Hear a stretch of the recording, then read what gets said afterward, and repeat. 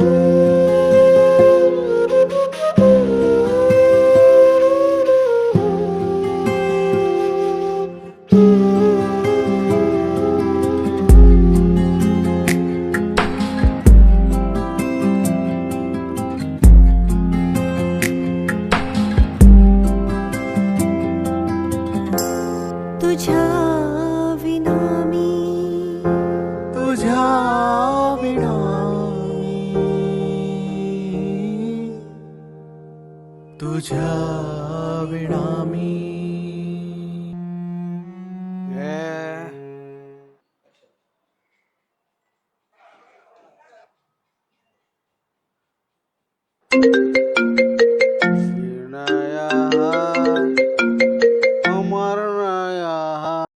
नू बोल ना. आता आई बोललेली की एकतर हा तरी राहील घरामध्ये नाहीतर मी तरी राहील. अरे बाप रे. मी तर वैतागलो यार. बरं आहे, तू टेन्शन नको घेऊस. मला वाटतं काका माझं ऐकतील. मी एकदा समजावून सांगू का त्यांना?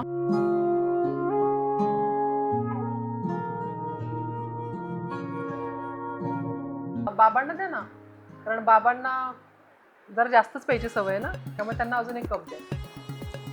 नाही, मी दिवसातून एकदाच चहा घेऊ, जास्तीत जास्त 2दा, सकाळी आणि वाटलं तर मग संध्याकाळी. का बरं? मला वाटलं माझा पोरगा या घरात माझ्या बाजूने, पण नाही. अरे तू पण माझा नाही. तुला तुझ्या आईने सगळं भोगवलंय. अरे ही परक्याची पोरगी सुद्धा मला विचारते, म्हणजे तू हिला सुद्धा सांगितलं?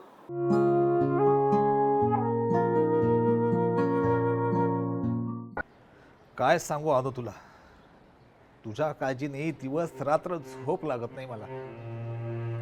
आणि तुला सोडून अचानक मध्येच मी देवाघरी गेलो तर मी तुझ्या आईला काय म्हणून तोंड दाखवू? मामा, मी एकटी जगू शकतेय ना. आणि तुम्हाला असं का वाटतंय की मला जगण्यासाठी एखाद्या पुरुषाची गरज हवीच आहे? नाहीये मला कुणाची गरज. जगतीये ना मी. श्वास चालू असणे म्हणजे जगणे नव्हे. तू तुझं फक्त कर्तव्य करतेस. मामा, मला जगण्यासाठी साथीदार म्हणून एका पुरुषाची गरज हवी असं का वाटतंय तुम्हाला? ठीक आहे ना, नसतं एखाद्याच्या नशिबी आयुष्यभरासाठी प्रेम, म्हणून का मी इनकम्प्लीट आहे का?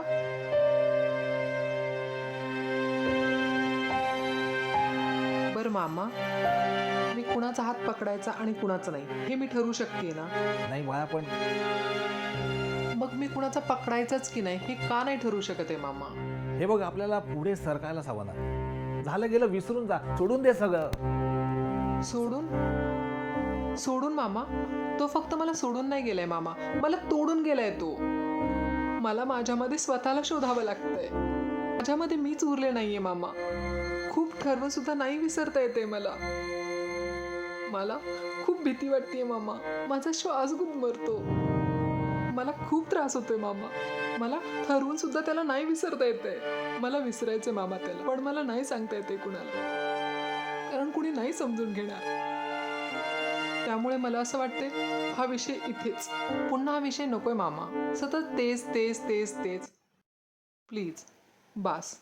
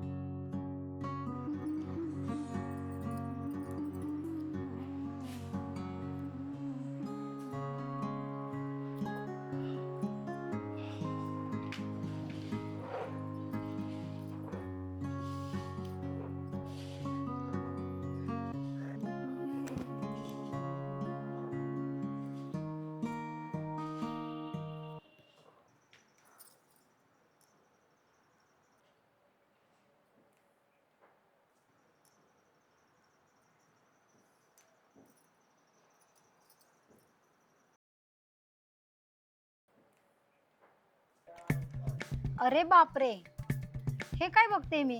आज न सांगता काम करतोय होय? हे कुठे पश्चिमेला उगवलाय का? आई, अगं तूच म्हणतेस ना की तुला कामामध्ये मदत करू लाग म्हणून, आणि आज मदत करतोय तर तू मला चिडवणार का? चिडवत नाही रे बाळा, सहज बोलली मी.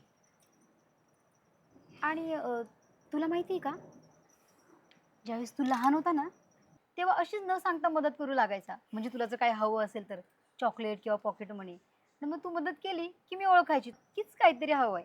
आणि मग तुला विचारायचे, सांग बाळा तुला काय हवंय. बरं मग आज तसं तुला काय नकोय ना? म्हणजे आई, मला जर काही हवं असेल तेव्हाच मी तुझी मदत करतो असं म्हणायचंय का तुला? म्हणजे अगदीच तसं नाही, पण बरं ठीक आहे, जाऊ दे.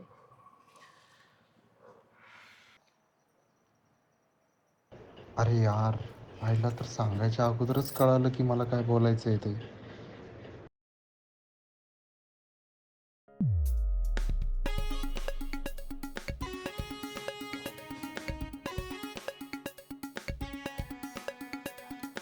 नाव काय तिचं? कुणाचं? तिचंच. हे बघ, लवकर सांग आता. तुझाही वेळ घेऊ नको आणि माझाही नको घेऊ. सांग ना काय नाव आहे तिचं. ओळखलंस ना शेवटी तू मला काय बोलायचंय. बाळा, मी तुझी आई आहे ना, आणि मुलाच्या मनातलं ओळखायला शब्दांची गरज लागत नाही बाळा. त्याच्या हावभावावरूनच आईला सगळं कळत असतं की त्याला काहीतरी सांगायचंय. सांग, काय सांगायचंय तुला? I love you so much I. तुला तुला नाही माहिती तू माझं किती ओझं कमी केलंय ते. नाहीतर मला तरी वाटत नाही की मी मी मी खरंच तुला सांगू शकलो असतो ही गोष्ट. बरं मग सांग, तिचं नाव काय? सांग ना बाळा. किंवा माझ्या घराची सून कोण होणार आहे हे सांग ना. अरे पटकन सांग काय. शेखर, अरे सांग ना, माझी होणारी सून कोण आहे? अरे मला ऐकायचंय तिचं नाव. सांग ना लवकर. आई हे बघ, तू ना तिला ओळखतेस. मला माहिती आहे तू तिला नाही म्हणू शकणार नाही.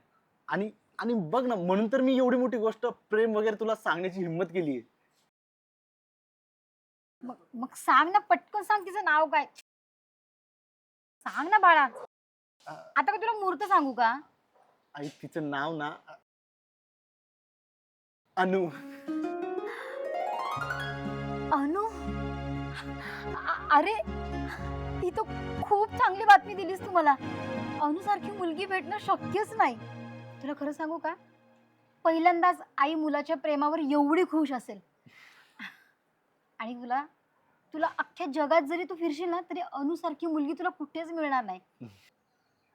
आणि मी जरी शोधण्याचा प्रयत्न केला ना तरी सुद्धा नाही मिळणार रे. खूप खूप गोड आहे रे ती मुलगी. खूप आनंद झालाय मला.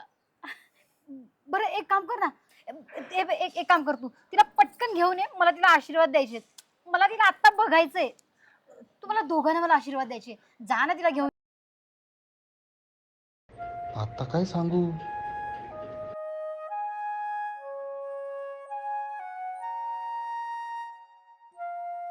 आई हे बघ, अनु मला आवडते हे मी तुला सांगितलंय, पण ना मी अजून अनुला नाही बोललोय ग. अरे देवा, काय रे, म्हणजे तू अजून तिला सांगितलंच नाहीये हा? आणि मग कसली आली तुझी डोंबल्याची लव्ह स्टोरी?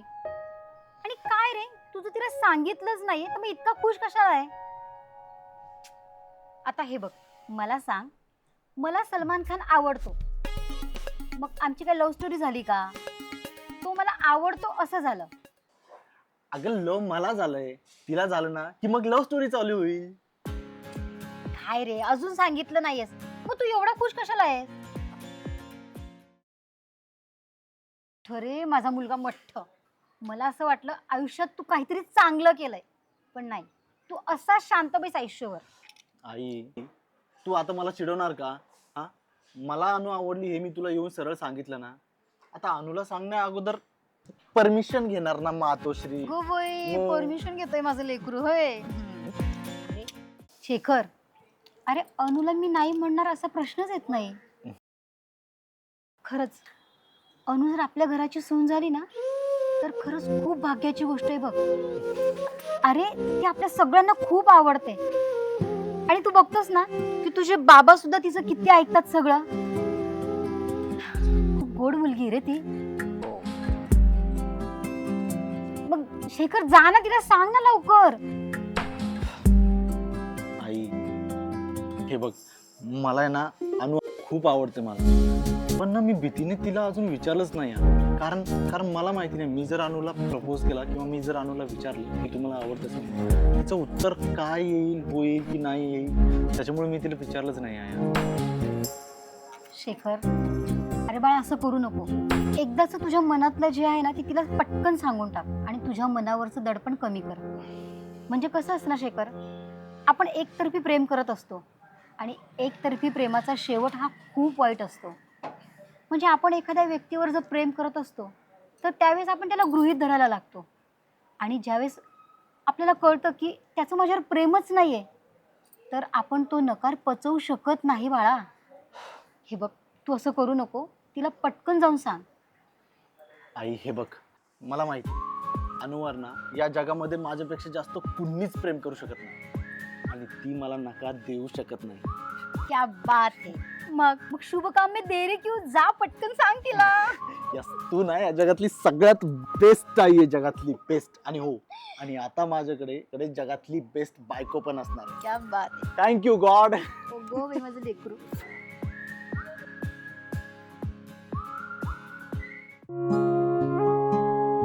अनुबा, अरे इथं इथे झोपली आहे. मी काय म्हणतो अनु, बघ, अरे इतकी का गाढ झोप लागली अनु? अनु हा? बस, थोडं अंग तापल्यासारखं वाटतंय तुझं. हो मामा, ओके. मी काय झालं मामा? काही ओके वगैरे नाही आहे, कळलं ना?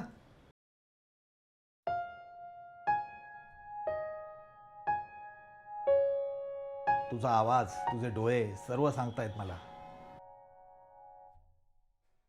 मामा, माझं अंग थोडंसं काय गरम लागलं, किती काळजी करायला लागलाय तुम्ही.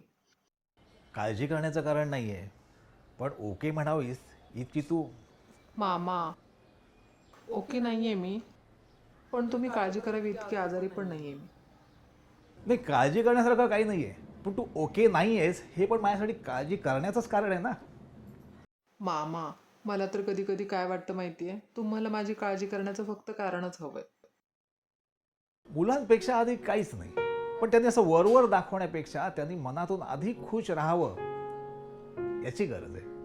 बरं, आता तू फ्रेश हो, मी तुझ्यासाठी गरमागरम थालीपीठ आणून देतो, ते खा आणि मग आपण डॉक्टरांकडे जाऊ, ठीक आहे?